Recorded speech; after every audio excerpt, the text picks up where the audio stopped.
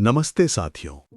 आज 13 अक्टूबर के दिन मैं आपको फिर से याद दिलाना चाहता हूं कि इतिहास केवल पढ़ना नहीं बल्कि बदलना होता है।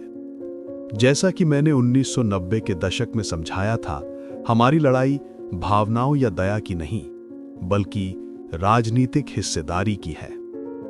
वर्तमान चुनौती, भटकाव और भावनात्मक शोषण। आज जो लोग सत्ता में बैठे हैं उनकी रणनीति सीधी है, बहुजन समाज को उसके मूल मुद्दों से भटकाना।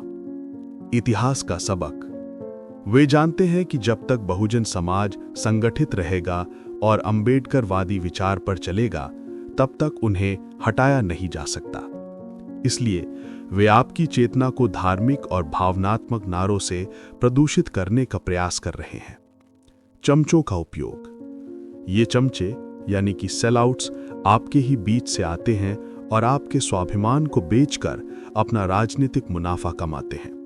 इनका काम है बहुजन युवाओं में निराशा फैलाना और उन्हें सड़क पर रखना ताकि वे सचिवालय और प्रशासन तक न पहुंच पाए।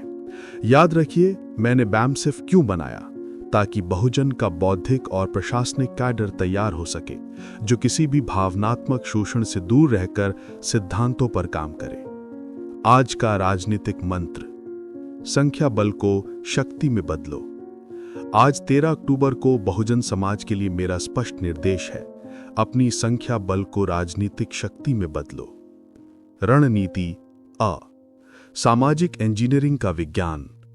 बहुजन समाज केवल SC नहीं है, ये SC, ST, OBC और अल्पसंख्यक का विशाल सागर है।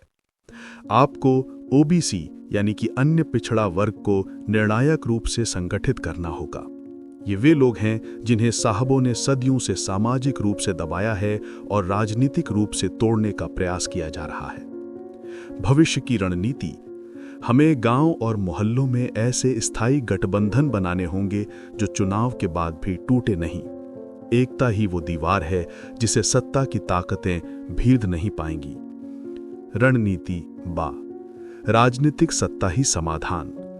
मैंने बार बार कहा है कि सामाजिक न्याय केवल मांगने से नहीं मिलता, ये छीनने से मिलता है। इतिहास का संदर्भ। डॉक्टर अंबेडकर ने यह सुनिश्चित करने के लिए संविधान में आरक्षण का प्रावधान किया था कि बहुजन समाज को सत्ता की संरचना में हिस्सेदारी मिले। लेकिन आज भी सत्ता में बैठे लोग इसे भिक्षा समझते हैं, अधिकार नहीं। आपका लक्ष्य हमें केवल वोट नहीं देना है, हमें शासन करना है। जब तक बहुजन समाज निर्णायक रूप से मास्टर की अपने हाथ में नहीं लेता, तब तक आरक्षण और कल्याण योजनाएं केवल कागजी कार्रवाई बनी रहेंगी। अंतिम निर्देश, शिक्षा, संगठन और त्याग। बहुजन क्रांति को सफल बनाने के लिए हमें 3 चीजें चाहिए। शिक्षा यानी एजुकेशन, हर बहुजन युवा को शिक्षित होना होगा, लेकिन केवल नौकरी के लिए नहीं बल्कि राजनीति और प्रशासन को समझने के लिए। संगठन यानी ऑर्गेनाइजेशन में मिशनरी जील होनी चाहिए।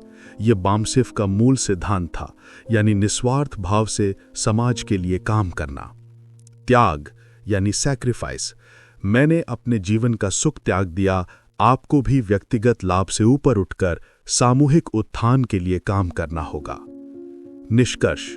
आज 13 अक्टूबर को संकल्प लो कि आप केवल दर्शक नहीं बल्कि शासक बनेंगे। उठो, संगठित हो और अपनी राजनीतिक शक्ति को पहचानो। शासन ही वो मास्टर की है जो आपको निर्णायक विजय दिलाएगी।